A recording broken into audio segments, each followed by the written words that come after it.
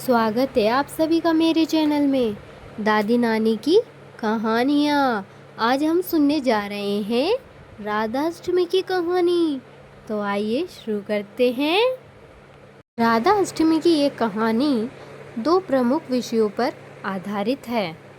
एक में राधा का पृथ्वी पर जन्म वृषभानु और कीर्ति के पुत्री के रूप में दर्शाया गया है, तो दूसरी कहानी में राधा को कृष्ण की सखी या शक्ति के रूप में बताया गया है, जिन्होंने सुदामा को श्राप दिया था और सुदामा ने भी राधा रानी को पृथ्वी पर मनुष्य योनि में जन्म लेने का श्राप दिया था। राधा रानी का जन्म भाद्रपद शुक्ल पक्ष की अष्टमी को होता है। इसे राधा का प्राकट्य दिवस माना जाता है।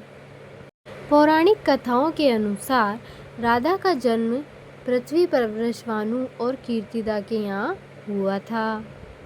पद्म पुराण में वर्णित है कि राजा वृषभानु जब यज्ञ के लिए भूमि की सफाई कर रहे थे, तब उन्हें एक कमल के पत्तों में एक कन्या मिली थी, जिसे उन्होंने अपनी पुत्री के रूप में स्वीकार किया। इस कथा में राधा को श्री कृष्ण की शक्ति स्वरूपा और उनकी प्राण प्रिय सखी बताया गया है। एक अन्य कथा के अनुसार जब राधा स्वर्गलोक से बाहर थी, तब श्री कृष्ण ने विरजा नाम के सखी के साथ विहार किया। राधा ने ये सब देखकर विरजा को बहुत अपमानित किया। इसके बाद विरजा नदी बनकर बहने लगी। श्री कृष्ण के मित्र सुदामा को इस बात पर गुस्सा आ गया और फिर तभी राधा रानी ने भी सुदामा को दानव रूप में जन्म लेने का श्राप दिया। फिर सुदामा ने भी प्रतिश्राप के रूप में राधा रानी को पृथ्वी पर जन्म लेने का श्राप दिया, और वो भी मनुष्य योनि में। राधा के श्राप के कारण सुदामा शंखचूड़ नामक दानव बने, और जिसका वध भगवान शिव ने किया था।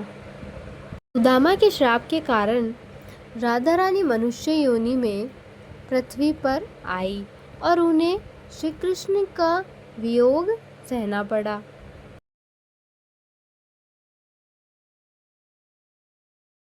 राधा रानी को श्री कृष्ण की शाश्वत शक्ति स्वरूप माना जाता है, और इनकी पूजा के बिना श्री कृष्ण की पूजा भी अधूरी मानी जाती है।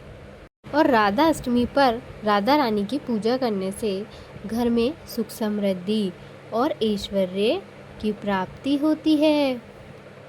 तो ये थी आज की हमारी जानकारी, जो कि राधा रानी की कहानी पर थी। ये बहुत ही संक्षेप में कहानी है।